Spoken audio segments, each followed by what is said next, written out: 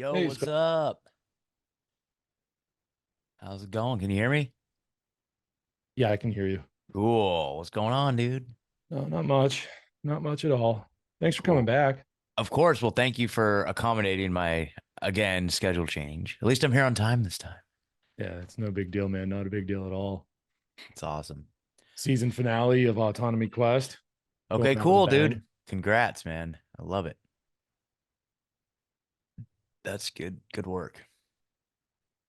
How's my audio? Is it good? Yeah, coming through loud and clear. Sounding awesome. Too loud? Too clear? I could... I mean, your sounds dead on to me. How about now? Oh, damn. You got Deep some voice module. guy. Whoa, you got some modulation going, dude. What do you got going on there? How do you do that? My Mixcast has like sound buttons on it, so Is I can that do. is Uh, that a device or a I'll show software? you. Oh yeah. Let me Follow the see. camera down. Oh, dude. That's sick. Mixcast. Okay. I'm gonna add that to my wish list. Yeah, it's kind of like a Roadcaster, Yeah. but this one was Okay. like, I don't know, it's like $100 cheaper. Dude, Does all the I same stuff. I'm not a fan of Roadcasters. I got a Roadcaster and I used it. It's sitting in my closet. It sucks. They suck. This is Don't pretty even waste your good. money. Yeah, dude, I've had nothing but problems with Roadcaster. They suck balls. I think it's And just the it's name, but Tascam has been around for a long time. It's yeah. like a household name in audio Yep. production, Yep. and they have, it's like a Yamaha type, Yep. like all sorts of different stuff that they make. And Yep. this just seemed to be, I don't know, it just seemed to be the right fit. Uh, the Roadcaster was like, uh, what had happened was is I went to like Sweetwater, Sweetwater, Oh yeah. and so I went on there and they had a bundle. So I got my Shure SM7B Cool. mic here. I Nice. got the Mixcaster, like a 32 gigabyte memory card for the Mixcaster, uh, and like the mic cable, microphone, the boom arm, all that. It was like Yeah. a package deal, Nice. and got that for for, I mean, it's expensive to me, but Yeah. it don't matter. But it was a Yeah, nice totally. bundle. And I was like, yeah, I've wanted one of these, 4 channels before. And this is pretty cool. Like, The voice modulator. So cool. That's rad. Can you do so it's like pretty, reverb, echo, and all that stuff? yeah. I just got to go in and like change it up and Program it. Yeah. basically like reassign things and do all that. But Nice. yeah, it's pretty fun. That's Pretty awesome, fun. dude. Pretty Love it. fun. Heck yeah.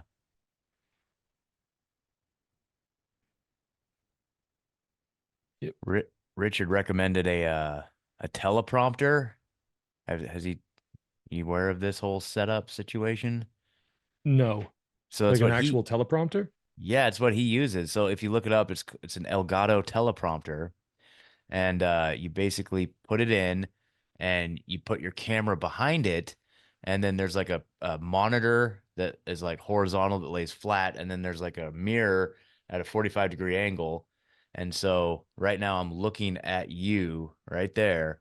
And so basically you can put your uh like basically the Zoom meeting on the monitor, which reflects up on this screen, and the camera comes through the screen, so it doesn't pick up it doesn't well, if I turn the brightness up, see how it's like reflecting off of Yeah, the screen there. So I got to turn the brightness way down. But that way I can like look right at you and also like look right at the camera, which is pretty trippy. what I do, my little hack for that is I just take the Zoom meeting and I Yeah, just put it, I just arrange it. I right by arrange the the camera. participants and I have you like right underneath the Yep. camera. So like I'm Yep. looking at you, There it is. you know. Yeah. So it's I don't know, it's a neat little trick. It's not too bad. Yeah, I'm just getting back into using Zoom like this past year, anyways. Yeah. Before then, I had a nifty way, like there's a nifty open source software called VDO Oh, Ninja. okay. And what you can do with that is it's free, so it's kind of choppy, but it works. You can actually do you can it's set it so as the director, you go in and you can set up the room and everything like that, and you can see it from the director's point of view. You have like different links and stuff like that. It's all Yeah. it's web based. So Oh, cool. it's like a Zoom meeting that's web based. So on your end, if you weren't the director, if you're just a participant, it would look like a Zoom meeting to you, or like a Yeah. Jitsi or something like that. But on my end, as the director, I'm seeing all sorts of different configurations that I can do to different people's cameras and That's volumes cool. and all this other stuff. And the special thing about it is that like it provides a link because it's web based. There's an actual link. So what you can do with that link is you can go into OBS and use that link for a web browser source in OBS, and you can actually patch people into a live stream. Oh, cool. And so that's how I was doing guests on my live streams for like a little while there. Can you stream to multiple locations, like different, Well, like can you do like Rumble and Twitter and Rockfin like at the same time? um, well, I mean, if you were doing something like that, that would be there's a way to do it with I think there's a way to I think Tyler Bloyer showed me a way to do stuff like that with what's it called? Uh Because I use StreamYard, but yeah. I'm not very happy with it. They just Yeah, I they was just using Restream yeah, for a couple of Restream. years. Yeah, I might have to. Right now I'm in the market for something different because they just doubled their prices on StreamYard. It was like you used to be able to do like 8 streaming destinations for $49, and they just doubled it to $88, Jesus. which is very anti-Semitic. And and then and so now it's like for $44, it's like so now it's $44 for 3 streaming locations, which used to be the free version. You could get 3 stream locations. So it's like crazy, horrible, Yeah, I'm glad I horrific. stopped using them. Yeah, I'm like, dude, and it sucks too because I'm like dependent on it. And I was thinking about doing OBS because I saw there's a plugin that you can stream out to multiple different locations, but then someone pointed out that now the bandwidth is all on me for streaming out to all those platforms, whereas before, they handle the bandwidth of all those. So now it's like, damn, that's kind of a bottleneck right there. Yeah. So They I'm like, I don't know what to do. I'm pretty sure there's a way to do it with VLC. Oh, really? There might be a way to do it with VLC. Yeah, Um, I'll don't have to look quote me into on it. that, but for Yeah. some reason, I think Tyler Bloyer was showing me something with that like a year or so ago Oh, cool. when we were setting up the seed conference last year.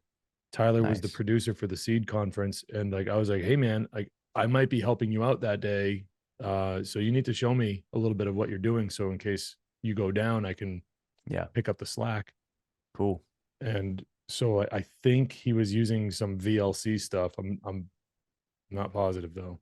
Interesting. Yeah, I'm just kind of looking into it right now. It's kind of bum deal. Of these restreams and StreamYards, like there's got to be something that, but yeah, the whole bandwidth thing, Yeah, like now you're dealing with bandwidth problems, maybe even getting like a whole second computer just to do the stream and exactly. then the other one to handle the output. And like, it's just becomes a mess. Yeah. Yeah, I mean, at this point, I have to look into something like that, but I don't know. We'll see. But Yeah. but then then if you have the capability of live streaming from your own like server, then you're valuable. So you can do that for other people. So maybe we just need to build our own streaming platform. Who knows? Well, you are a man of many hats. Maybe that's your Clip Genie's on it's getting its roots. Like maybe Yeah, that's the next something, thing that something, dude. you know, you and your crew can work on something like that, uh, like a better way to manage a live stream, open Yes. source live streaming or something like that. Yep. You So know, we'll see. We'll see. Yeah, that'd be sweet. freedom streams, Dude, that would be epic. We just undercut the entire industry. Like, liberty streams, something yeah, like Liberty that. Streams. Like, oh, screw you. Oh, you're gonna double your price, StreamYard? How about we just make one that's even better for free? How about Yeah. that? That would be epic. Yeah, for sure. I mean, there'd be tons of people. So what I'm making peace with these days is the fact that when my live streaming starts back up, that I might have to just, go and just live stream to like Rumble just to make Yep. sure the stream stays up, Yeah. and then take that recording and then, post it onto YouTube. Well, or what you do is you get with Matthew Raymer at Content Safe. Are you familiar with That's him? With yeah. them? Yeah, Mhm. yeah. So then you just stream to one destination and then he'll take it and distribute it everywhere else. So Right. For a fee, right? Though, like, yeah, it's so, like a monthly subscription. You know, I was like one of his first customers back in like 2020. And so he gave me like a lifetime one shot, like paid him a sum of money and he's like lifetime customer. So I'm very oh lucky. He's yeah, still honoring that. But yeah, I think now they're doing like a monthly subscription basis type of deal. yeah. So the So the the show in my position, what needs to start happening is that a stream of like a little bit of revenue comes in from the show, and yeah. then whatever I need to build onto the show to make it bigger or better, Yep. whatever. That's how Uh, you do it. Just reinvest in the yeah, business. double down, triple down, Yep. all that stuff. So, you know, Yep. get back into it probably sometime early next year. Cool, dude. That's great. I That's did it. I great. did it for a couple of years. I just didn't market it. I didn't advertise it. Didn't really do much with it. I made friends with a bunch of people on the One Great Work Network, and Oh yeah. had a bunch of them come on the show, and we would just talk about natural law and anarchism and Yeah, dude. all That's sorts of great. different crazy, not crazy. I shouldn't say crazy, but nifty topics, cool Yep. topics. Yep. Uh, That's what it's all about. yeah, and just had fun with it. It's a hell of a way to start learning how to use some of the tech. That's how That's for you do it. You just sure. got to jump in, man. You just Yeah, got to yeah, jump yeah. in. I knew nothing. I knew I was nothing. like, oh, I want to start a podcast. And it's like November Yep. 2019. I'm like, how do I do that? I have no idea. And I wonder if there's an app for that. Well, there is. Yeah. It was called Anchor at the time. So I Mm-hmm. just like was like, oh yeah, here we go. Press record and put the phone down on the table. And me and a buddy of mine sat in my garage and for like hours and hours and hours. And we just like talked about our favorite bands and like what we thought about the lyrics and what they meant to us and what they could mean, like stuff, just fun stuff like that. Dude, so that's really interesting. Like the end of 2019, like that was a very innocent time in the world. Like it Yeah. was I was just talking to a friend about that the other day, how like it was there was a lot going on at the end of 2019. Like it was it was crazy because like Epstein, I know this so Epstein, whatever happened to him in that jail cell happened August 9th. I know that's because it was like the day after my birthday. And pretty sure, but yeah, pretty sure it was August 9th. But anyway, so that happened, and then everybody was just waking up. Everyone's like, dude, like Mm-hmm. everybody was waking up over the Epstein didn't kill himself stuff. Like that was 2019, man. That was like the heyday of conspiracy time, like, whatever you want to call it, Yeah. truth, right? And then Yeah. like there was like the Storm Area 51. You remember that whole thing? Yes, I do. Like they can't stop us all. Like there was that, and then there was Right. the yellow vest riots that were Right. happening like all over Europe, and then like the Hong Kong riots were Right. happening. There was like this mass awakening happening, dude. It was so trippy. And then there was like all the talk about the sealed indictments. And in December 2020, remember when like all the CEOs stepped down? It was like all the Fortune 500 companies, like all the CEOs were stepping down, and everybody's like, "Oh, it's all the sealed indictments, dude. Like they're all coming down. The whole cabal is coming down, dude." And like it was a very exciting time. And then boom, COVID. COVID, dude. Yeah. It was like, whoa. Yeah, I They still just remember a little. smashed. I got like vague, hazy memories of some of the first videos coming out of like Wuhan and out of China, with like the people falling over and like all the hype around this thing going on over there, Yeah. and just the madness. And it's like a couple of buddies and I were sitting in my garage in February of 2020. It was a birthday shindig for me, a February baby, Nice. and we're sitting around talking about this. And I'm like, dude, it's coming here. They're like, no, it's not. I'm like, yes, it is. You bet your ass Yep. it is. And I said, Yep. and I called it. I was like, it's going to come in through the West Coast. It's probably already here. I'm like saying Yep. all this stuff and kind of just like called the play. I don't want to sound like I'm like some sort of prophetic, genius, but it was easy to see like how it would happen. Because like all this other stuff, like you were saying, like, I was paying attention. Like I was starting to really, get red pilled at that time. The previous couple of years to that, I was really starting to get red pilled a lot more, and like being working on my confidence to speak up about it. Really, Mm. I'm sure all of us have been red pilled, kind of like a little bit at a time throughout our entire lives. That's how you get led to a place like this. Yeah. No exception to that. So, but yeah, like the yellow vest riots in particular, that was what I was paying attention to. I was like, wow, this is popping off over there in Europe. Yep. This is really going down. Like, holy crap. And the stuff that was going down in China, I was like, wow, like this is incredible. This is like really incredible. And then the second that COVID was really starting to impact everybody, I was like, I don't know. I thought of the yellow vest riots and all that stuff first. I'm like, this is an easy way to make everybody get scared and go home. Like, oh, Exactly. everyone quiet down. Oh shoot, they're Yep. all joining. It's like Occupy Wall Street all over again, only like amplified because it's like all over the continent over there. Yep. Even in the Asiatic countries. So it's like really Occupy Wall Street times 10. Yeah. People had And enough, man. yeah, and And it's it an easy just, way to get everybody to stop talking about it, yep. go home, you know, and if we catch you outside, we're gonna shoot you with rubber bullets or worse. Yeah. It's one of those like perfect storm events where it's like there's all these different problems that it just immediately solved. Like, uh, have you heard about the whole repo market theory? It's like Maybe I don't it's know if like, I've heard. No, explain, please. so basically the way I understand it, the repo market allows okay.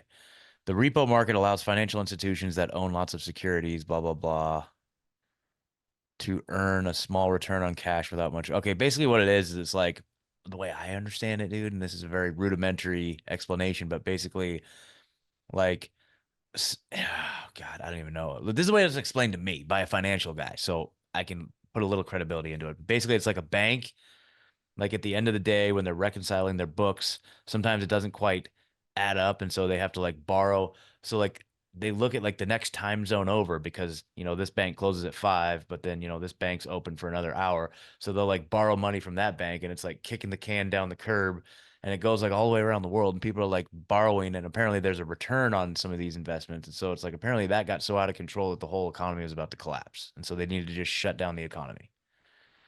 Bam. They're like, if we don't shut down the economy, then it's all coming down. And so that was like one strategy to shut down the economy. So there's like that, the Yellow Vest riots, obviously the implementation of all of the surveillance and just like creating all of these acts like the PrEP Act and all these things, or just, all the COVID relief acts and all these things that ended up just getting funneled into creating all these government agencies to create the infrastructure for a future like surveillance state type of deal. So it's just like a big, and then the money grab ass. I mean, it's just like it just solved all their problems in like one. It's like they war gamed all these different outcomes, and like the one thing we can do that will just fix all these problems we're facing was like global lockdown. It's really crazy. Yeah, send everybody home, get them Yeah, scared. yeah, dude. Fear is the conduit to control. Yep. And It's so with that, like, it's a novel virus. We yeah, don't have any clue. And then when yeah, people really have been paying attention, where you're like, no, like you can, if you were like me back in like 2014, you're hearing, listening to NPR because you think you're a hipster, you think you're hip, and you're like, oh yeah, this is public radio. And not knowing that it's like, oh, that's what the Carnegie Endowment is, like that's oh who's yeah, funding oh these yeah, the people. Carnegie now. Oh, now it all Oh makes yeah, sense. oh yeah, yeah. And then you hear the reports on NPR stations about how like they're working on a universal vaccine and it's going to be one shot and it's going to take Yep. care of everything and they don't know what to do with it yet and blah blah blah Yeah. blah. And so then COVID happens, the vaccine Yep. happens. You're like, wait a minute, I remember them talking about some, like, this sounds a whole lot. They're explaining mRNA. That sounds like a whole lot Exactly. like what they were talking about 6 years ago on the radio. Like, Yep. It's the most insane diabolical thing ever. But I think that out of COVID and the lockdowns and all the madness, there's like two types of people in the world. They're the people that basically just collapsed under the fear and that kind of just capitulated and just kind of just didn't want to deal with it. And so they got swept up in the insanity of it. And that manifested in all kinds of different ways. And there's people who use their critical thinking skills like right out the gate. And, maybe it took a little bit of time as the story evolved for it to start not making sense and then really questioning things. And then everybody's life, like people like just jumped tracks onto a completely different track in life. And I would argue that like everybody here on the Zoom call right now, if you're here in this meeting, if you're involved with autonomy, then you've jumped tracks. You've made that leap from whatever the world was before COVID, whatever we were doing in our previous lives, the whole COVID and the lockdown situation, for me at least, and I bet you like a lot of people here, like it just refocused all of our attention on what's important. And we gained a certain level of just like reprioritizing things. And just by virtue of being in autonomy, I would say that is a huge step towards completely just because whatever path autonomy takes you on, this is a different path than what we were on, even 6 months or, I know there's a lot of people that have been involved with autonomy for a long time. And there's folks here I don't know. And I'm assuming maybe you might be new to autonomy, but it's like,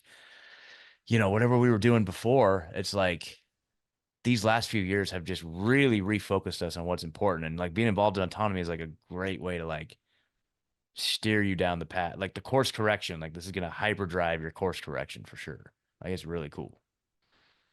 Yeah, I mean, you mentioned like the critical thinking aspect of all of it, and like the two basic like the two camps, Yeah. and like there's definitely a healthy discussion behind that. But I want to kind of focus on like that second camp of the critical thinkers and Yeah. the path that kind of set people down, because there was a lot of ostracization, a lot of shunning, a lot of like second class citizen type, Hmm. you know, like that happened to a lot of people during that time period.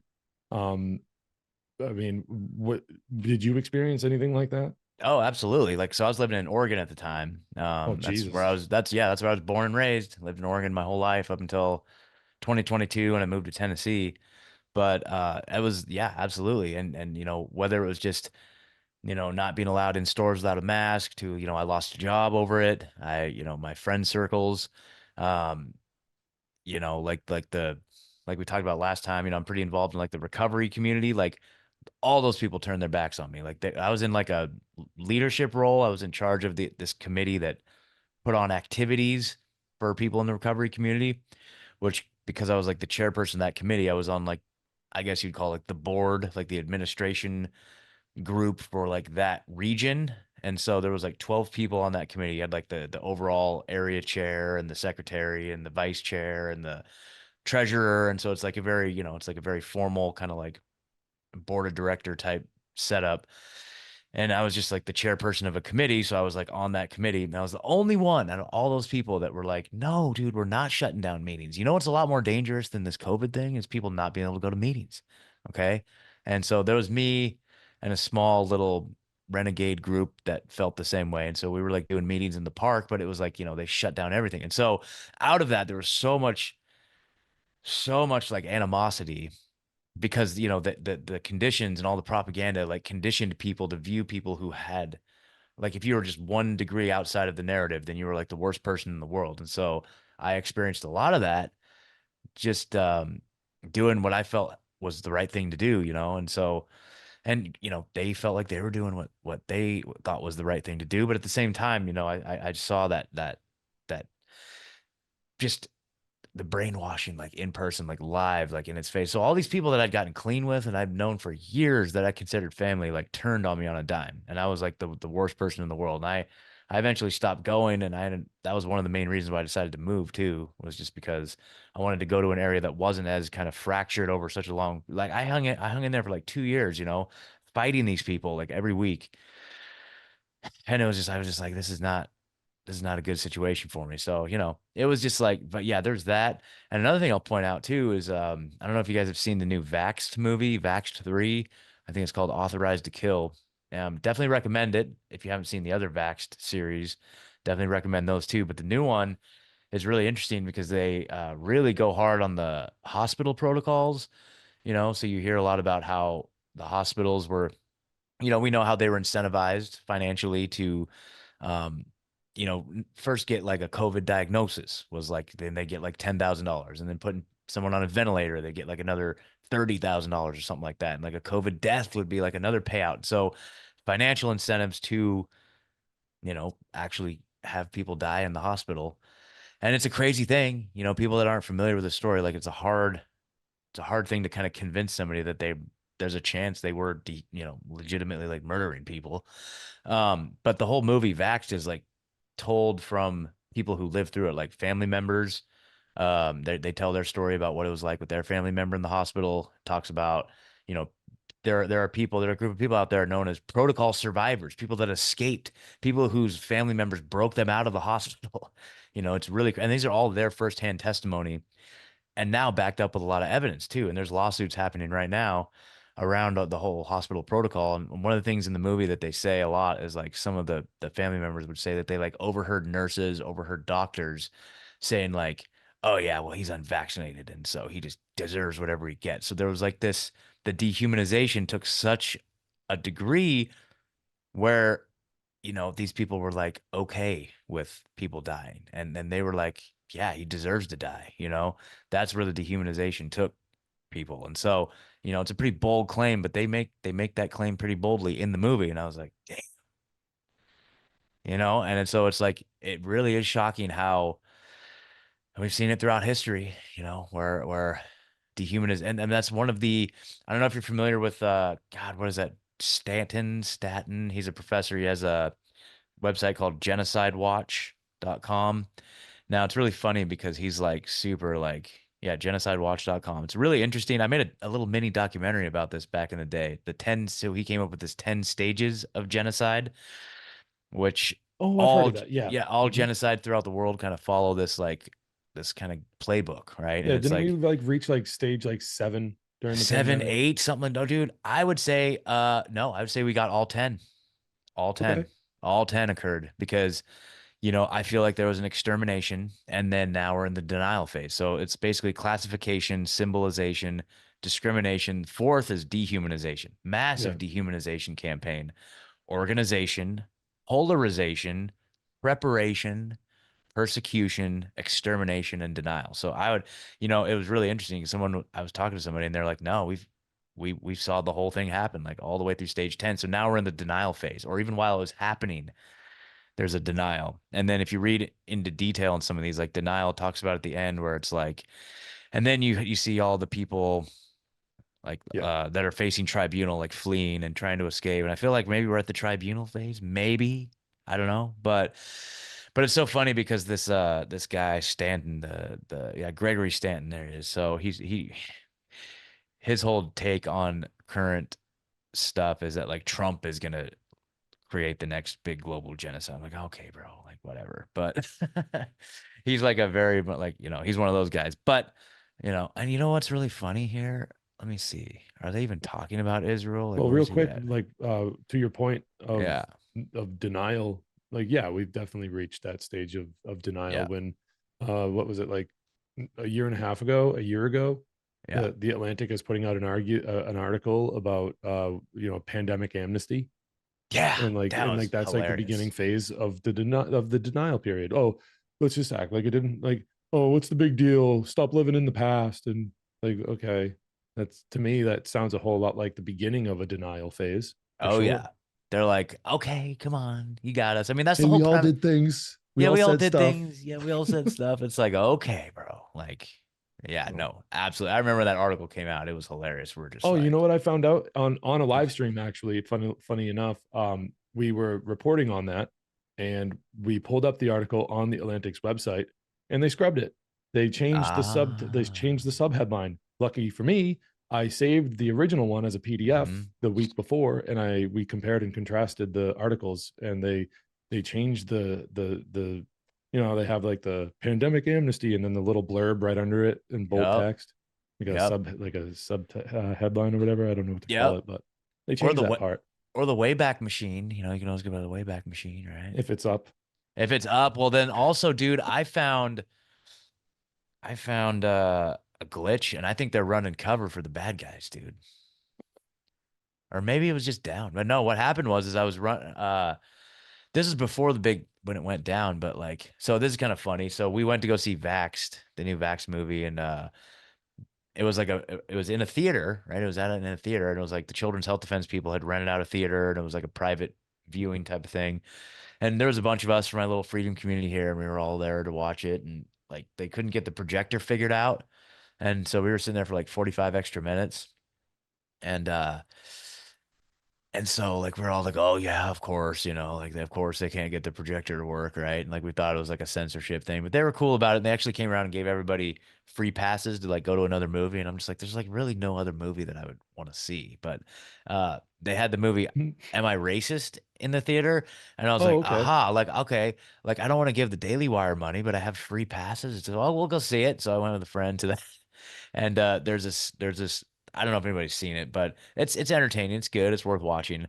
But it's like, Matt Walsh like going undercover into Yeah. all these like, super like liberal spaces and kind of just trolling them. It's kind of like a Borat style kind of movie where he's like, it's so and just like kind of aha gotcha type stuff throughout the movie. But there's this one lady in particular that they get pretty good that she doesn't know that she's talking to like, some like big conservative guy, and they make her say some foolish things and kind of make her look like an idiot. And she wrote this book called White Fragility. She's like one of the high priestesses of like the woke DEI, like race hustling whole thing, right? Hmm.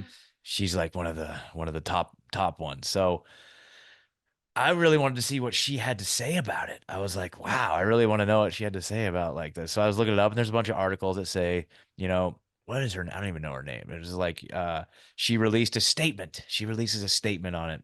What is her name? Robin DiAngelo. Yes, Robin DiAngelo releases a statement about her getting duped in the movie. And you go to her website and you click on it, and oh, it says article not found. And I'm like, oh, she took it off her own website. So I was like, but I can go to the Wayback Machine. So I went to the Wayback Machine and I typed in the address in the Wayback Machine. And it said, I'm sorry, this has been removed from the Wayback Machine. I'm like, oh, they're running cover. They're running cover for Robin DiAngelo. So if you're in the establishment, apparently you can request to have like your things removed from the thingy. Well, I don't But know. Those pictures of Beyonce are still on the internet. So I know, maybe. But yeah, dude, if you're in like the woke mob, then you can probably grease some palms over at the Wayback Machine. But I'll tell you guys, there's another solution. So the solution to this is that there's another archive website called archive.world, or you can also go to archive.is. And it's also a similar thing to the Wayback Machine, except like the Wayback Machine goes around and like crawls the internet and does like automatic snapshots. But it's archive.today. That's what it is. Or archive.is is how I get there. I learned about this from James Corbett. But basically, like you can paste your URL into the bottom one and you can search for previously archived articles, but it requires people to like manually archive them. So if you do come across a juicy article or something, then I do this often, you know what I mean? Like you go to archive.is and then you paste the URL into the top line, the red line, and then it archives it automatically. So it relies on people actually taking that step to archive the actual article. Um, but then I was able to find Robin DiAngelo's little statement on it. So it is in there. So anyway, so I thought that was a fun little anecdote. But archive.is is pretty great. And I remember, I don't know if he still does it, but like Corbett used to like if he was in his like show notes or whatever, he would go in and do an arc. If he was like referencing like a New York Times article, he'd go do the archive.is. He would share that instead of the New York Times link because he's like, I don't want to give them any clicks. So he would always go in there and like share the archive.is reference, which I thought was always hilarious. But it's also a good paywall killer too. So if like you mhm. if you go to like I don't know, like Epoch Times or something where it always pops up and says you got to sign in Yeah. or whatever to get you can take that URL, go over to archive.is, paste it in the thingy at the bottom, and if there's an archive version, then you can bypass the paywall or bypass having to sign up. There's also another one like that called 12ft.io, I think. Hold on. 12ft.io. Yeah, that's it. 12ft.io, which is also a paywall killer. It's a little bit, it's easy because you just click and paste it right in there on the main page. But it it doesn't work for all sites. It's not as good as like, using the archive.org Wayback Machine or archive.is. to get past paywalls, but it does work sometimes. And if you're trying to just do it quick, it works pretty well. And the philosophy on these guys is the 12-foot, 12 FT is a reference to, okay, well, if you build a 10-foot wall, I'm just going to build a 12-foot ladder. Like that's the philosophy. It's like, Yeah. so yeah, just some little research tips for you guys there. So. So we did do an episode together, but we weren't able to really use that. So I wanted to ask you, Oh maybe no, what happened? Did I say something horrible? it's not really a big deal, but like all the scheduling conflicts and just like, we just Oh, weren't able to do it justice. So damn. it's okay. But we're having fun tonight and it's the season Okay. finale. So you're Okay. back and I Okay. wanted to just make sure that we get some, some questions on the books for Oh you, yeah, Scott. of course. So, the future autonomy people might be able to learn a thing or two or get Okay. inspired. Cool. During our conversation tonight, you mentioned being a part of like in recovery. I know what Mm, that means yeah. for anyone else out there. It's just basically like AA meetings, NA meetings, recovery from drugs and alcohol. Um, what role did that play in setting you on a path to being a part of the freedom movement, finding your way to autonomy in particular? Because that's a huge step because of the amount of focus and dedication it takes in order to, jump over that hurdle and not break your ankles when you land. Yeah, dude. I mean, I wouldn't be anywhere near where I am today without having completely changed my life in that regard. And it's a bummer, yeah, because we talked about this last time too.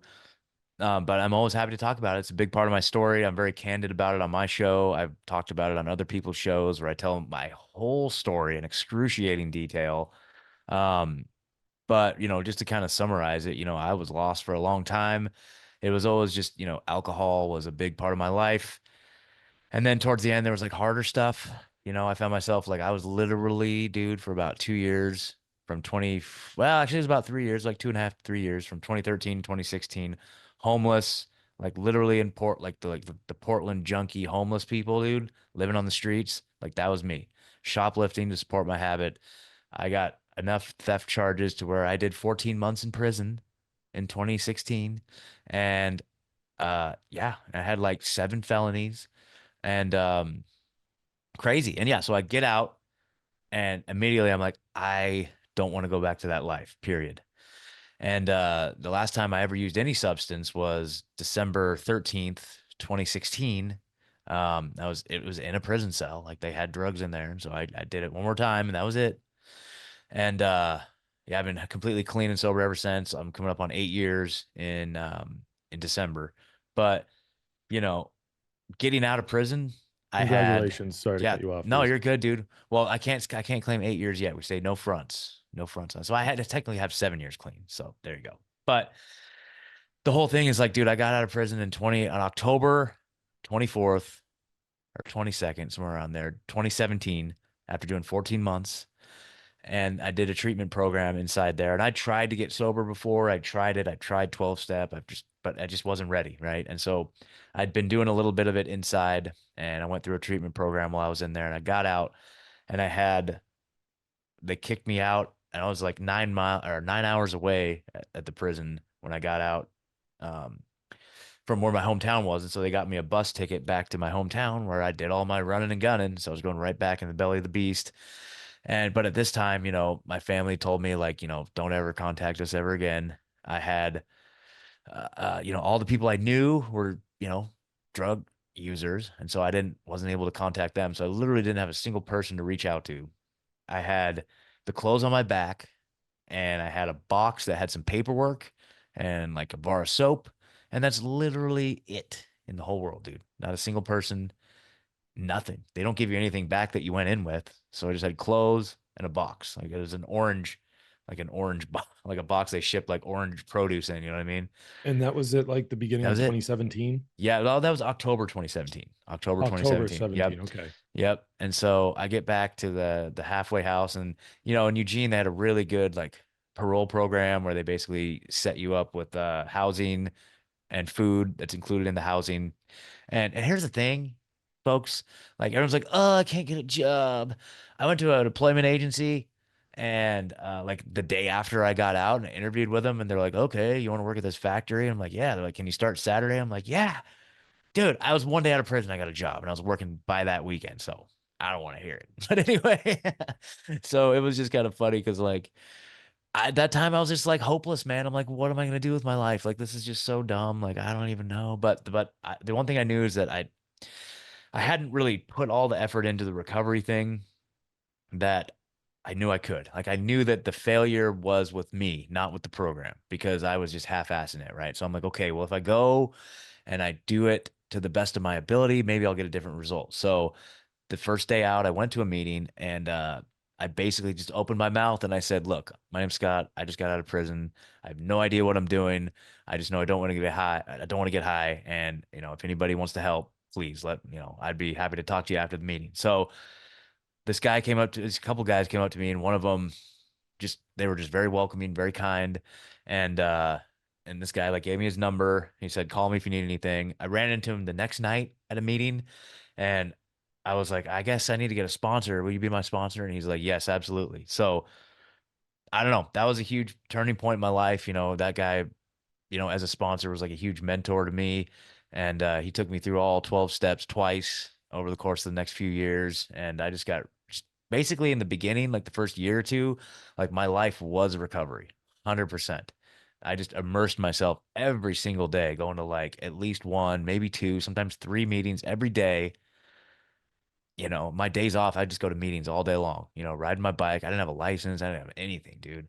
And, but I was just, I really something just like came alive in me, and that became such a huge and getting involved in that community. And so that's why I was such a bummer down the line when all those people like turned their back on me, because this was such a huge thing in my life, dude. You know what I mean? And to this day, I'm still involved with it. There's a couple guys I sponsor out here, but I mean, that was the turning point, and that's what I learned so many different things, and going through the 12-step process. Like I would say, like everybody could benefit from it because it's not about addiction. It's not even about alcoholism or addiction.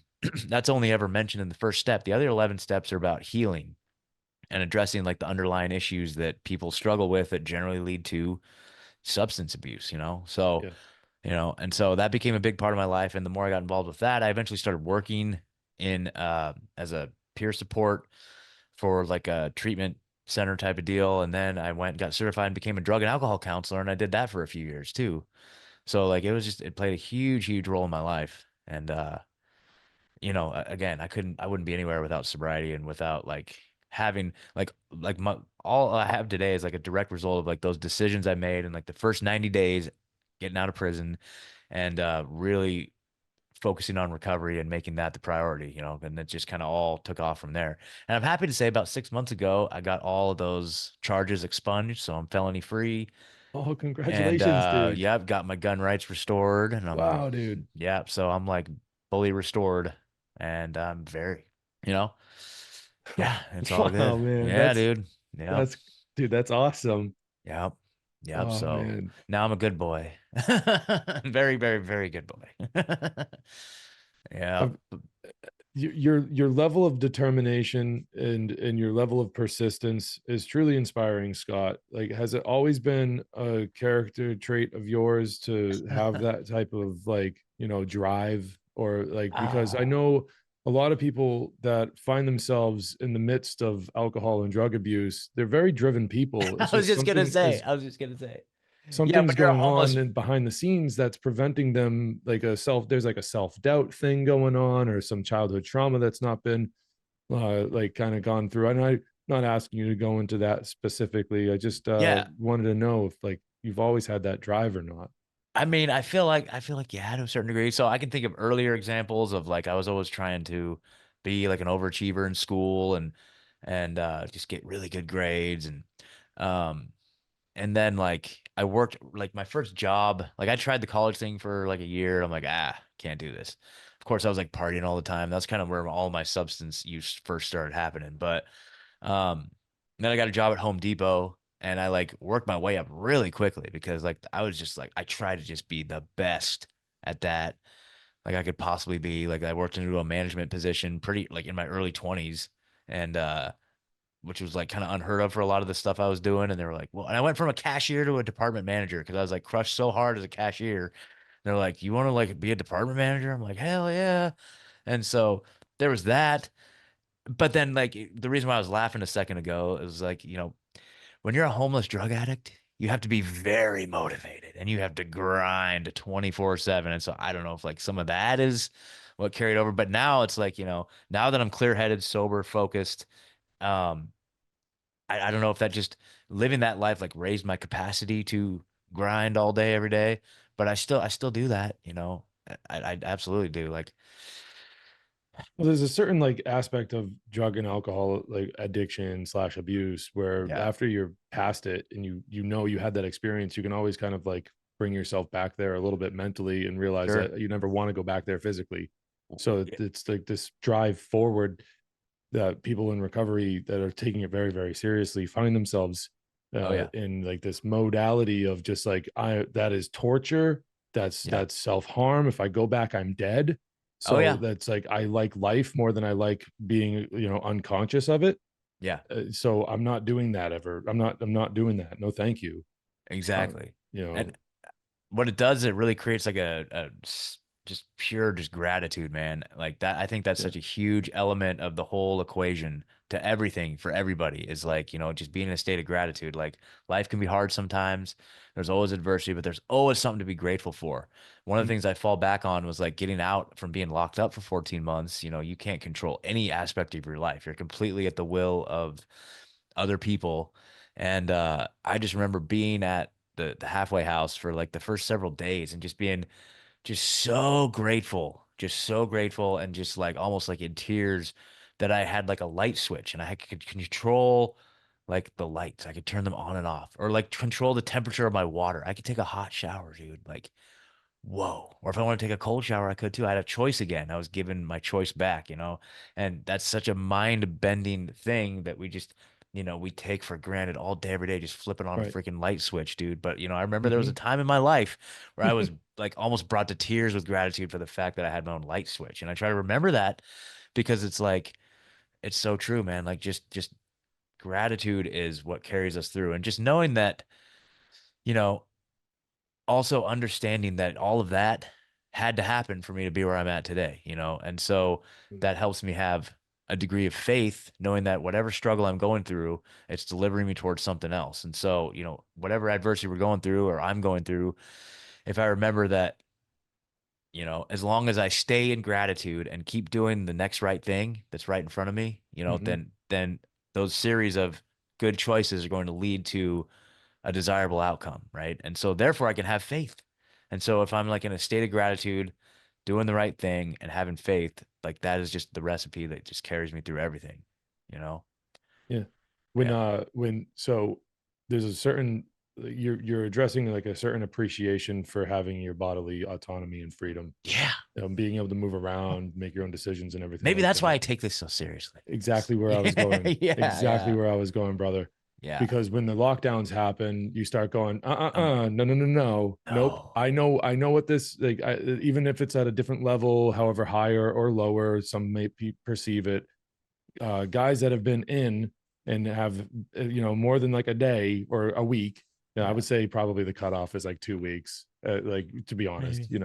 get a couple weeks Maybe. in, and You're then you like, really kind of okay. like, oh, this is what it's like. I can't go to Wendy's, or I can't go Yeah. to I can't drive my car down the street. Like this is for real.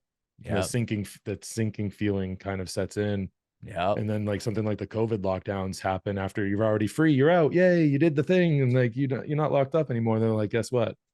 Mm-hmm. Oh it's yeah. it kind of like flips a different type of switch in your head where you're like, no, like no, I'm not going back in the box. No way. Yeah. It's a very interesting phenomenon, like just to piggyback off of that, is that like when I was on the inside though, like I remember because I was at this minimum security place that was like summer camp, dude. Like they had a weight machine. I joined the or like a whole workout, like you just lift weights all day. I joined the worship team to the church. And so therefore I was playing bass guitar and to practice they give you your own guitar that you can take back to your bunk. So I had my own acoustic guitar. So like my buddies inside there, like we would just hang out in the yard playing guitar, lifting weights, walking around the track. There's like movies. You could read books. Like I was like, I remember consciously thinking like, okay, this is still unacceptable, and under no circumstances can you think that this is acceptable.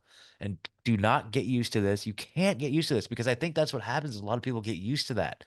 You see it in movies, like what is that, Shawshank Redemption? Remember the Yeah, guy gets Red, out? Yeah, he gets out and he's like he doesn't know what to do with himself, and so it's not like Red, the old guy. yeah, yeah, the old guy. So it's like that phenomenon is very real, where people you get to a place where like, it's not that bad, and so therefore they get out and then they That's called reoffend. being institutionalized. Institutionalized, exactly. So, the lockdowns, like they know all this stuff, dude. They know all of this psychology. And so like, the institutionalization of people who were, subjected to the lockdowns and even to this day, and the Stockholm syndrome of it, to this day, I hear people making excuses about it, just like, well, I mean, it's just like, all the excuses that they made, like Hmm.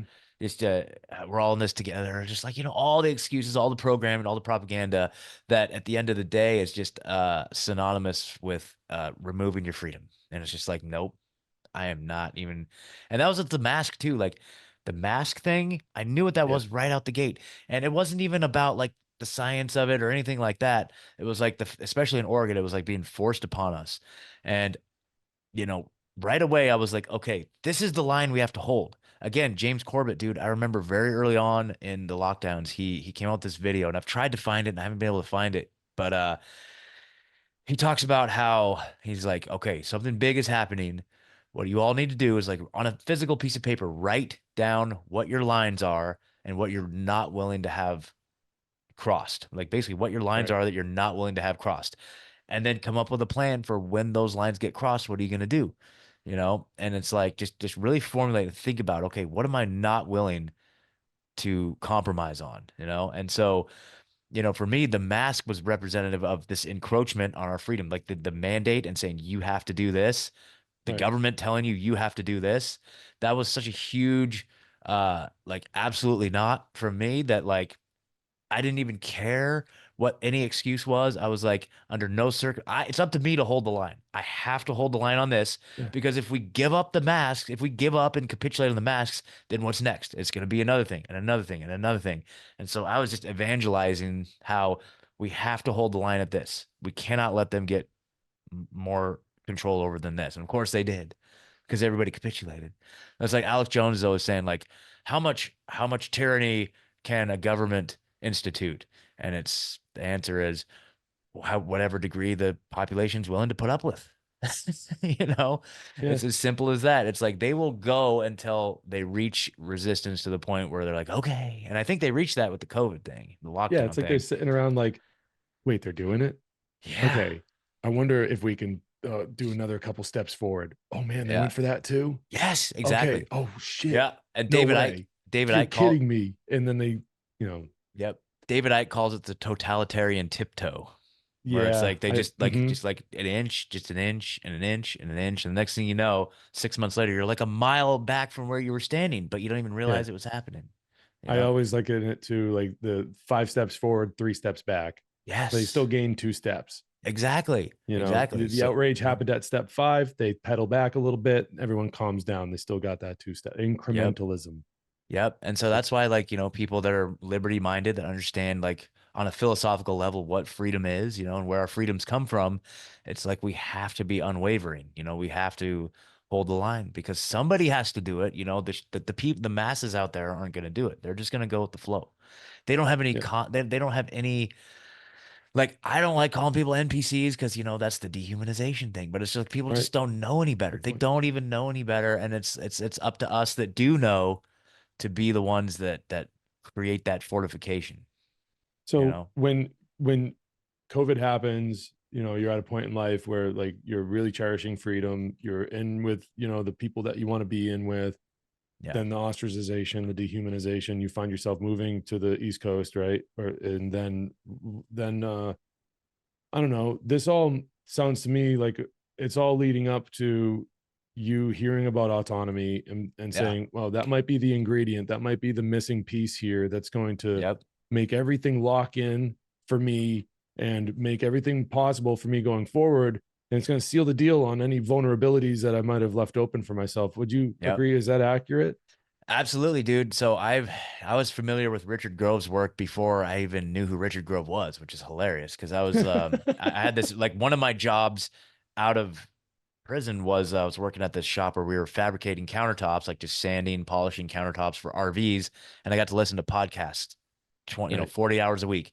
And I was just, and this was a huge red pill. I'd been red pilled a while back, but this is like I was listening to like Tinfoil Hat, Sam Tripoli, those Yeah. conspiracy guys. Like I was going down Hmm. the higher side chats, like anything I can get my hands on. And I came across this show called the Peace Revolution podcast, and they were like 20-hour episodes, and I was like, "This Yeah. is awesome, dude!" So I was listening to Peace Revolution like back in the day, and then I started listening to, and then after post COVID, Grand Theft World was one of my go-to shows, 100%. I was like, this is like the best show out there. That and Last American Vagabond were like my go-tos, just to really break down what was really going on in the world. And then eventually I made the connection. I was like, wait a minute, he's that Peace Revolution guy? Holy crap. So and now I had like another like, degree of affinity for all of Richard's work and just, being in and then I, joined the Grand Theft World community pretty early on, saw behind the curtain about all the stuff that like autonomy students had produced and all this and I was like, damn, dude, this is like legit. So I'd always wanted to do autonomy. Like I really, really, really always wanted to try autonomy. It was kind of I didn't quite take the step of doing the obstacle course or going through the the whole process of Well, that stuff didn't getting a exist when you discovery enrolled, did call. it? Okay, maybe not. I don't. Well, no, I feel like there was. No, You're I was in season season. 7, No, season 8. season I've 8. yeah, because I did have to go through it in order to eventually. But I guess But then at this time when I was just kind of dreaming about it, it probably was early on season 1, 2, 3, 4, 5. You know what I mean? Like that era. But so Rich and I like I'd helped him with something, and he basically made me an offer I couldn't refuse with autonomy. He's like, I want to get you in, because I helped them out with a little project. And I was like, hell yeah, dude. So I was super pumped. So I joined season 8. And yeah, absolutely. It was like exactly what I was looking for at the time because I had just moved to Tennessee. And it's so crazy because I didn't even know I needed it. I didn't even know I needed it at the time. Um, I knew it was something that I needed in my life just in general, Right. but at the time, that's when I moved to Tennessee and I'd like just inadvertently started doing like odd jobs for people while I was applying for drug and alcohol counselor jobs. And just doing odd jobs from like Facebook and Craigslist. Eventually I got so much business through that that I was just like decided to just do it full time, doing like handyman work. Right at the same time I'm doing autonomy. And I was also working with Ryan from Last American Vagabond at the time, like helping him with some like with his Substack page. But it was like the idea so like I'm going all over the place. Hold on. So the handyman thing, like that was me venturing out into the world in an entrepreneurial capacity for the first time. And I had just like no safety net or anything like that. And I was just kind of at first I didn't even realize what I was doing. I was just doing gigs for people. And then going through autonomy at that time, I was like, whoa, dude, yeah, it is like starting your own business. It's like actually putting into practice all these things that we're talking about in autonomy. So it like happened at the exact same time that just stumbled into this new entrepreneurial venture, which was a trip for one. But the other really valuable thing, one of many was the idea that like, so I'd moved, one of the reasons why I moved to Tennessee to the Nashville area is that Ryan from Last American Vagabond, who I'd been in contact with, originally I was going to go to Chattanooga. I was going to end up there because there was a big Freedom Cell community there, and I was kind of plugged in with those people. But I texted Ryan one day, and I'm like, "Hey man, so I'm going to be going through Tennessee, looking at moving to Chattanooga, but I'd love to stop in Nashville and like have lunch with you if that's cool." Because I'd interviewed him on my show a couple times, and he a couple days later out of the blue, he texted me. He's like, "Well, if you do end up in the Nashville area, I could use some help on some stuff." And I was like, "What?" Okay. So I was like, boom, just switch gears, everything, moved to Nashville. Like that was really the impetus of me moving to Nashville was to help Ryan. And so in the beginning, we were just buddies. Like we played some music together and like it was like not really couldn't really figure out how I could like fit in. And something I heard in autonomy was like, look how you can like add value to someone else's whatever they got going on, just look Right. for ways that you can add value to that. And I was like, okay, so he's already got a platform and an audience and all this stuff. Like, what can I do to add value? And I was like, why don't we start a Substack? And so I proposed, I'm like, let's start a Substack. You know, it's a subscription based thing. We can do all these incentives to get subscribers. And we built up a Substack and, you know, we got a pretty good amount of subscribers. And, you know, I would take a percentage of that. So it's like no money out of his pocket. It's like literally just free money for him, for me to, you know, generate content for him on Substack. And so it was like, for me, that was like a great example of, you know, thinking outside the box, but looking how you can add value to someone else's deal. I mean, in business, like you walk up to your boss and say, I'm going to put a lot more money in your pocket and you don't have to lift a finger or do a single thing. What do you think of that? They're going to be like, oh, cool. So if you can find any way, and you know, and then I found a niche where I started approaching other content creators and said, hey, let me help you build a Substack. Here's my percentage. And they're like, yeah. So I did it for Miriam Hinane. I built my own up, you know, and so that just became kind of a fun little thing where it's like I found this like, I mean, that's just like one of the tricks. Like, so you find somebody who has something going, offer them value to what they already have going on, and ideally they don't have to lift a finger to do it. And then that just, you know, just everybody wins. Everybody wins. And so that was a really cool thing. And so this is just like there was so much change going on in my life at that time. And it was just like this huge, like exponential, just everything. While at the same time I was going through autonomy and like learning these things. And it was just like, it was just so almost, you know, it was just like ordained. I don't know. It was a really cool experience. Now you're doing like so much. Like Yeah. honestly, it's you have, I mean, the list of projects is it's like, wait a minute, you telling me one guy has like is involved in all of these projects, you I know, mean, like, so is there yeah. a part of autonomy that's helped you able to help that's helped you be able to Mm. multitask? Is there something that you've taken away from autonomy that's been able to better prepare you for that type of multitasking, I guess is the Yeah, question. absolutely. So, you know, well, part of it is just you know, I'm always doing something from the time I get up to the time I go to bed. And that's just how it is. Uh the, the two things that really kind of stood out to me were one, where Richard's talking about, and I never heard it in this context, where it's like you only have hold on. Uh 168 hours in a week. yeah, 168 hours. I'm like, how many hours are in a week? 168. Okay. You have 168 hours in a week, right? Everybody, whether you're Elon Musk, who I like, you know, I don't know how, forget about what your opinion of him is. Like, how does he run a million companies and tweet all day? And like, you know, he has the same amount of hours in the week that I do. I'm like, yeah, dude. Okay. So that was kind of a reframing. That helped a lot. And then the idea of saying, because I'm kind of like, I have my people pleaser. I have a people pleaser gene within me, right? The being able to say no is a very valuable skill and it's something they have to learn how to do, right? And there have been times I'm not getting a lot, you know, there have been times where I had to, you know, you just have to sometimes say no to certain things. I had to do one recently and I had to, so like with Unjected, they're doing this whole other project that involves like suing the government, which is kind of like, you know, it's a very big thing that they're doing.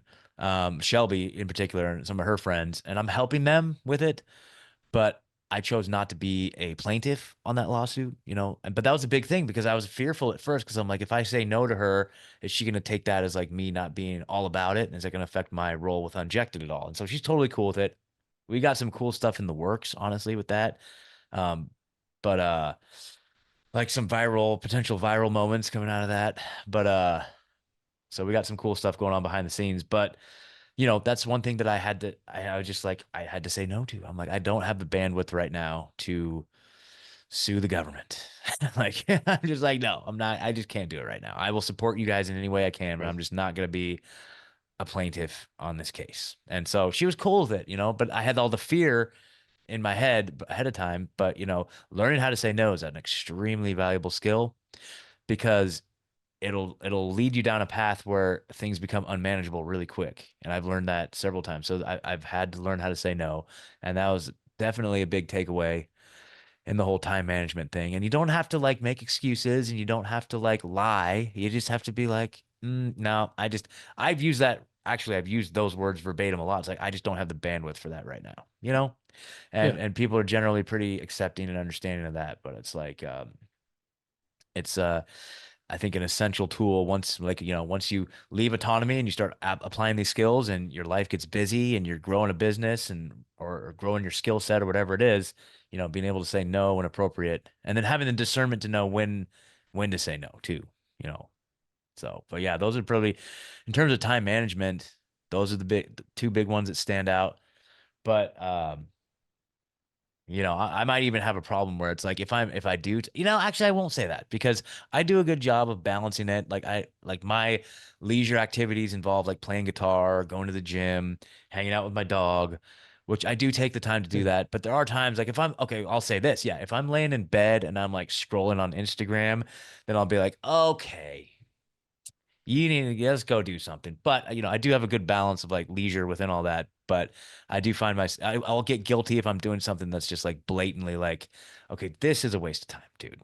Like I'm in like 1,000 Telegram meme groups, which is great to pull to pull content from, and I've been kind of relying on that a lot lately. But it's like sometimes I'll just find myself in these like really subversive meme channels, and I'm like, okay, let's get up and go do something. Just So. doom Yeah, scrolling doom until you, scrolling. yeah. Exactly, exactly. So I have my moments where I feel guilty for not being productive, but generally that involves something that's just a waste of life energy across the board. And it's not like, it's not, I don't feel guilty for like sleeping in or taking a day off or whatever. So, Oh, no, sure, but dude. yeah, yeah. So, but yeah, dude. Yeah, So, go ahead. oh no, you go ahead. I was just gonna say like autonomy, like in that regard was very helpful. There you go. Oh, there it is. So, just so we have it on record, Scott, Yeah. because I just got to know Yeah. all the different projects that you're working on and involved with. Just what are they? Okay, yeah. So, hosting and producing podcasts. So my show is called Rebunked News, Rebunked with Scott Armstrong. You can find that on all the things where you get your content. And how often Um, do you do that show? just once a week now. Like Okay. sometimes I haven't done two a week in a while, but so Rebunked is usually like Thursday nights is kind of where it's kind of landed for the last year or so. And then the Unjected show. So let me back up. So Unjected is, if y'all haven't heard of it, it's the world's first and largest unvaccinated dating website.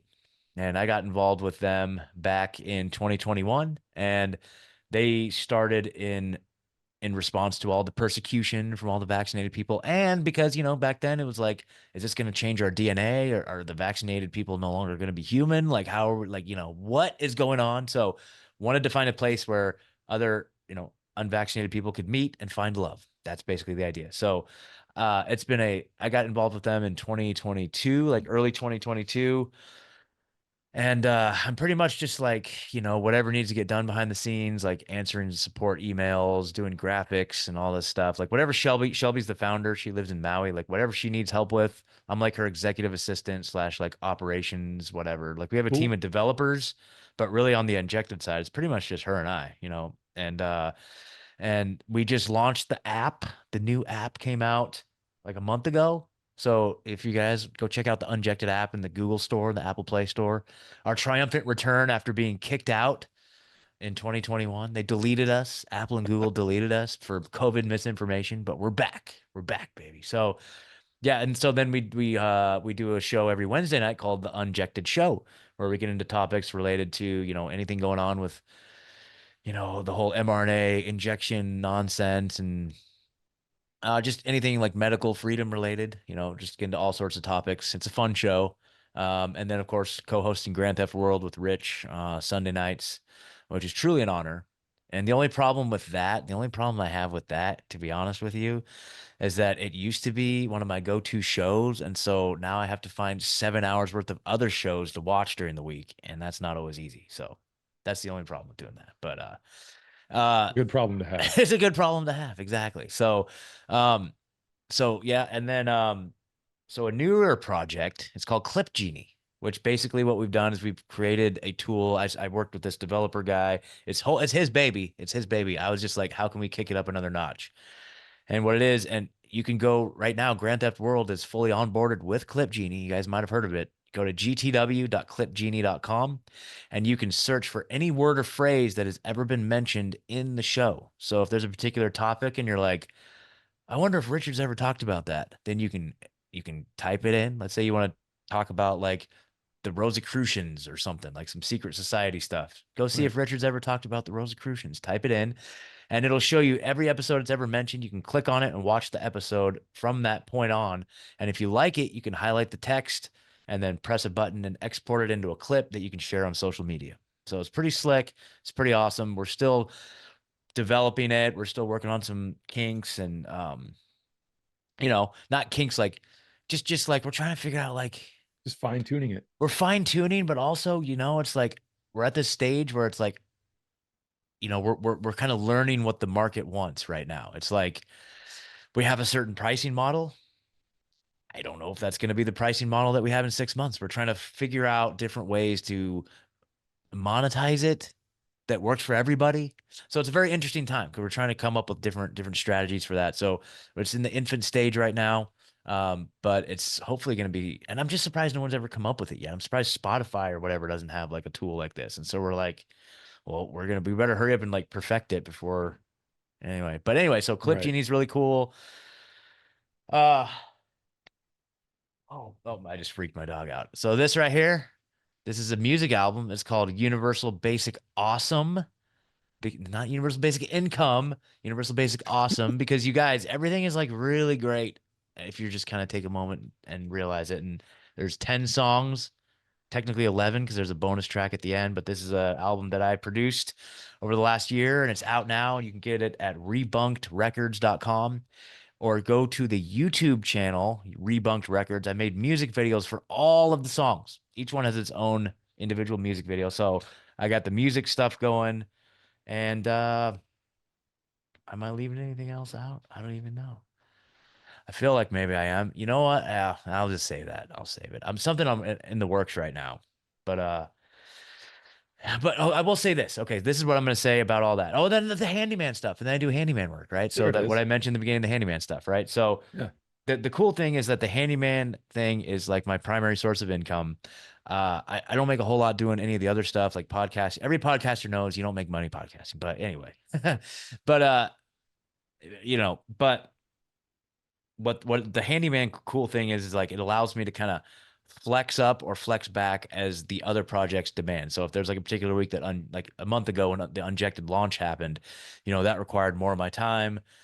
So I just didn't book any handyman jobs that week. And so having something like a gig type job as like a primary job, if you're focusing on other endeavors, gives you the flexibility to kind of flex it up or back, as the other projects dictate. And so I'm in this really sweet spot of my life right now where it's like all the projects I'm involved in, building businesses, scaling businesses, refining businesses, it's all kind of working symbiotically where I can just kind of like focus on one more like this week if I need to, or focus on this one more if I need to. And I'm just so grateful beyond belief. You know what I mean? So Well, it sounds to me like, even though you're being humble and saying that, that it's not, the most lucrative business, what I'm hearing is you using your time wisely and every step of the way contributing value and just asking for a little bit in return. And like sure. Yeah. that's a beautiful thing, my man.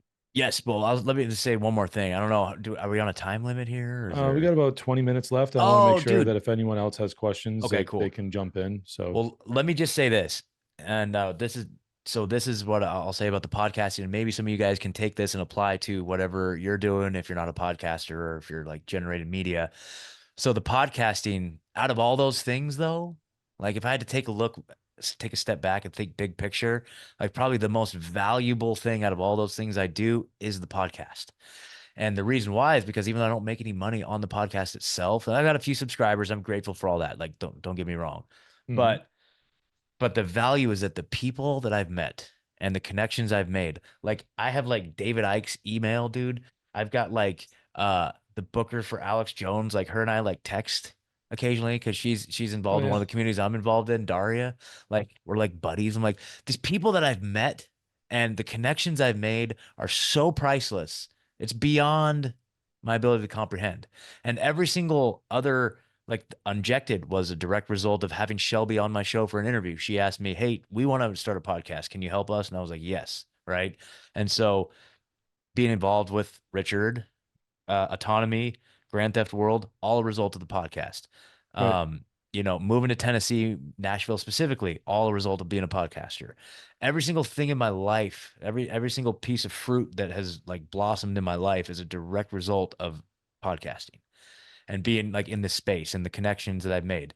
And so what I will equivocate that to is community, so I've found this community that all I'm able to be of service to the community, and the community is of service to me. So you don't have to be a podcaster, just go out and build community, whether that's a church or like a local freedom group, a libertarian group, or just whatever, find community. I just evangelize this constantly because it can't be understated, the value of just like and the autonomy community. You guys right here, you guys have your community right here. You know what Right. I'm saying? Lean Yeah. into that, lean into it, be present, be focused, and just not see how you can be of service to your community, and then um that gets reciprocated. That's just the nature of it. So, but I do encourage in real life, in person gathering meetups. And a couple ones that I'll recommend though is Make Americans Free Again. That's a local medical freedom group. Dr. Pam Popper, if anybody's heard of her, she's helped facilitate these nationwide. So if you go to makeamericansfreeagain.com, then you can find a meeting in your area. That's like the main one I'm involved with here in Tennessee. They're great, great people.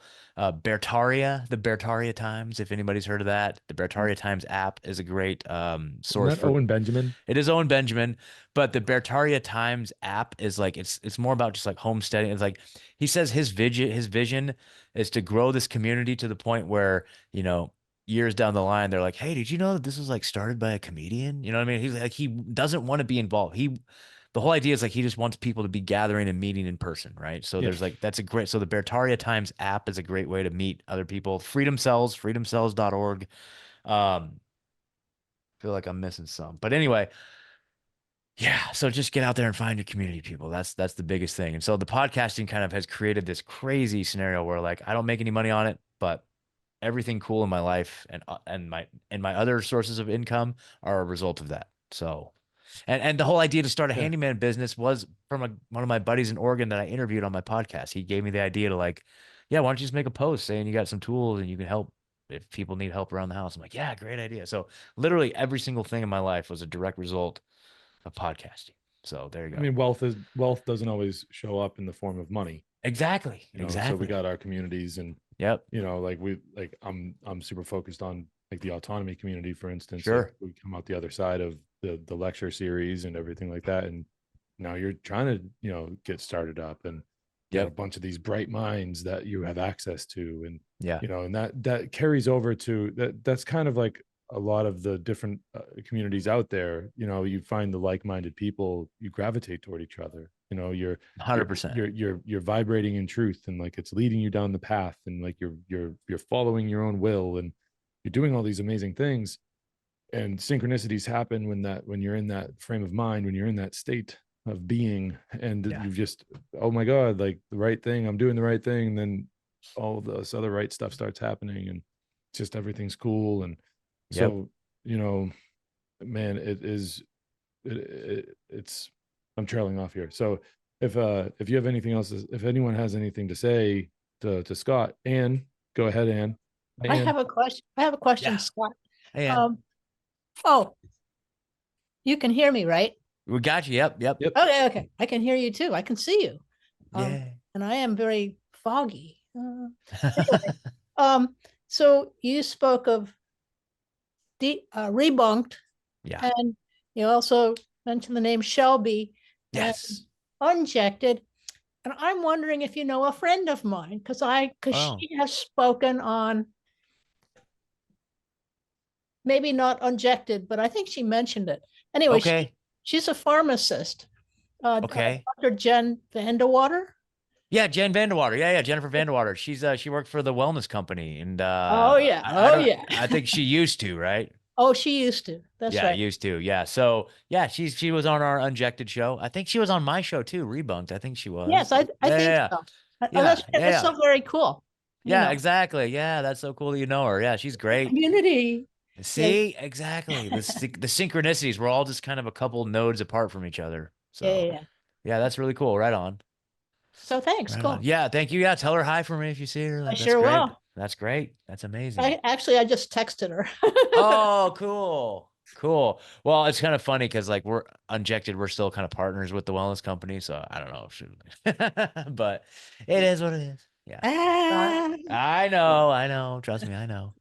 So Scott, I yeah. do have a question. Sure, of Backtrack a course. little bit for me, please. It seems that you were doing your handyman thing and you were in Oregon, and that's when you started the podcasting?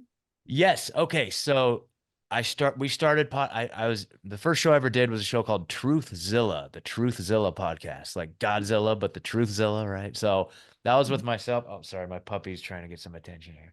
It was myself and two of my friends, and we started podcasting in June of 2020. So June 8th or 9th, 2020 was our very first podcast episode, like right after all the nonsense started happening. Uh-huh. Um, and Oh, and then so that's when that whole thing started. And then I moved here to Tennessee to Nashville in May of 2022. And I'd actually left Truthzilla to start my own show. And so that's when Rebunked started, was like January, February 2022. And then it wasn't until I arrived in Tennessee that I started doing the handyman stuff.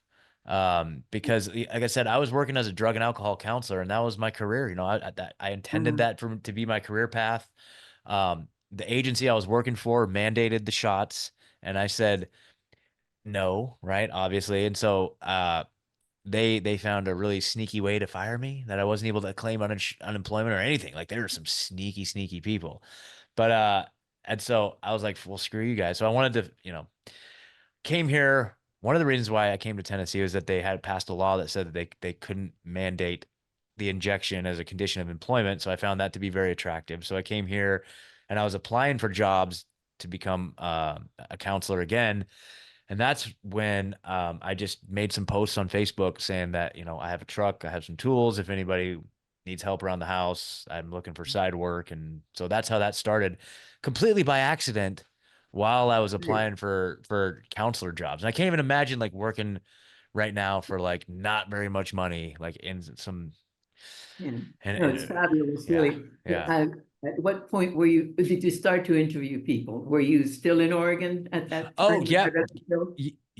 Yep. So we started early on interviewing people on the podcast.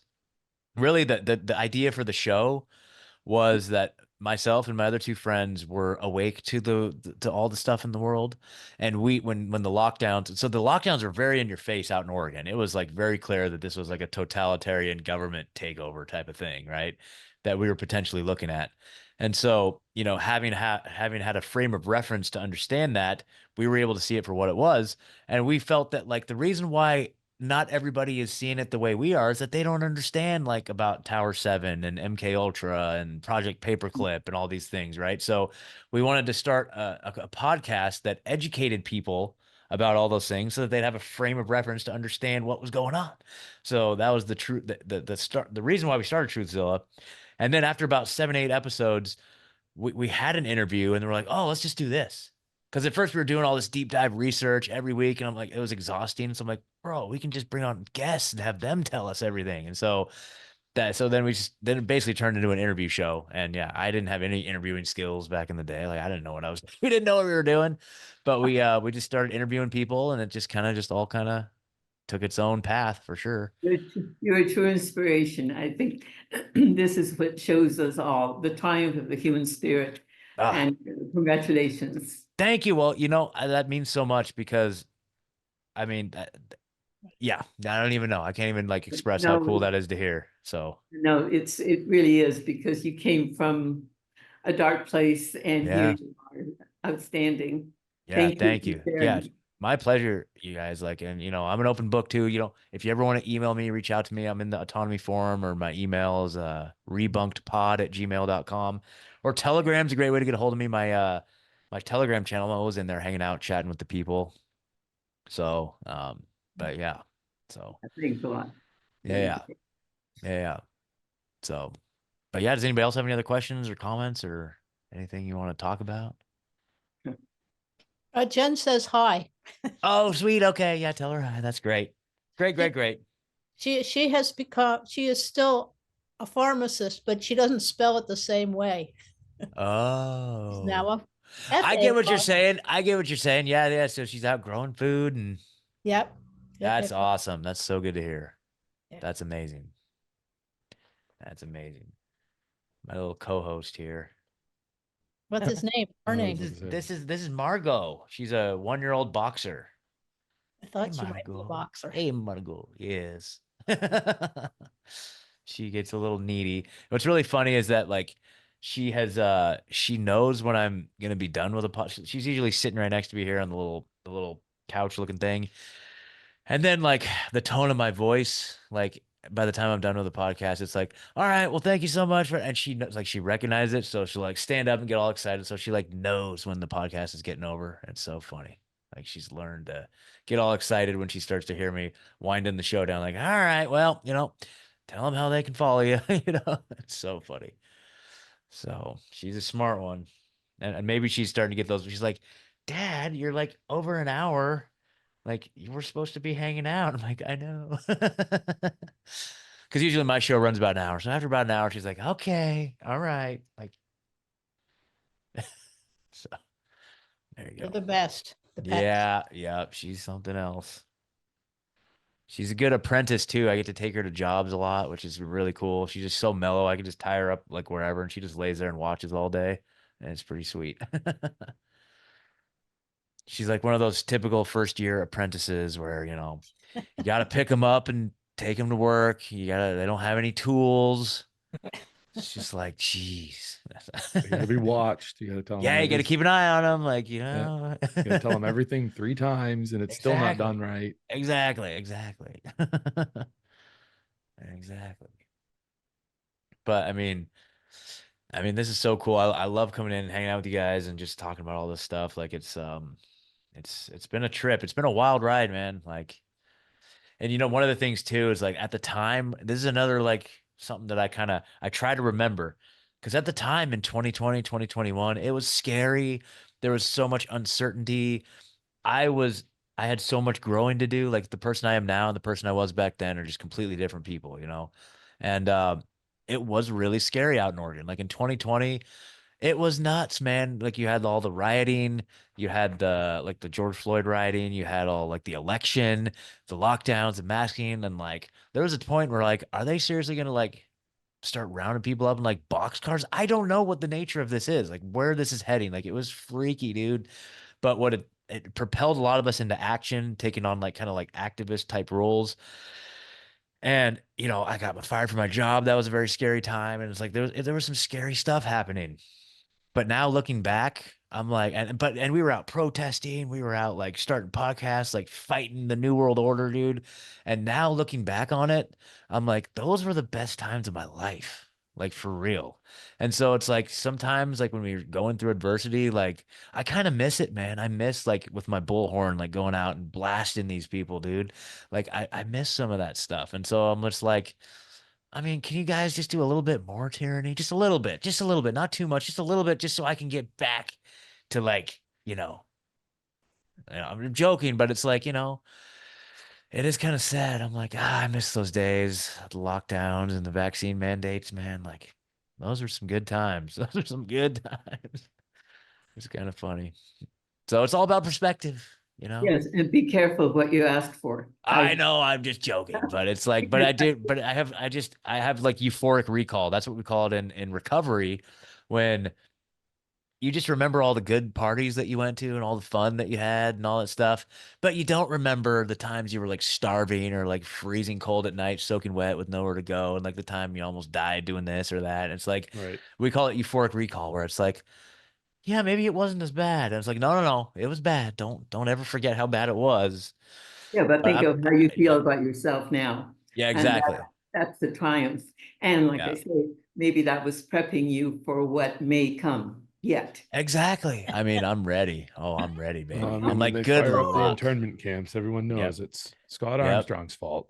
He asked for Exactly. this. Yeah, I'm like, just a little bit. I'll go do a week in internment camp, dude. It'll be fun. It'll be a good story. I'll write the next Let's Gulag go. Archipelago, dude. No, if they lock me up, I'll just be the next Solzhenitsyn, dude. Like, I don't even care. Like, bring it on. I don't even care. Great place You to know, be. you gotta think of the positives, right? Oh, what are you gonna do? Put me in a camp? Fine. I'll just write the next groundbreaking book that frees the whole Western civilization. Well, Fine. Scott, don't you think that the people who are in the White House and the seat of government right now are going to give you a little time of your life when they lose the election? And they, Yeah. You know what's really funny about that is like, so, I mean, I'm just looking at this whole thing, just pure entertainment, you know. Obviously, I don't even say that, dude. So I saw this poll on Twitter like yesterday or the day before, and it was from one of these news outlets. It was like a conservative media outlet, and it said, "Has your life gotten better in the last 4 years under this administration?" And it was 90% no and 10% yes. Who's that And 10%? yeah, and I was like, and I retweeted it and I said, is there an option for big time? Yes, like absolutely yes. Dude, my life's gotten so much better in these last 4 years. I can't even wrap my mind around it. And so, my point with that being was like, therefore, to me, it doesn't matter who's in office, dude.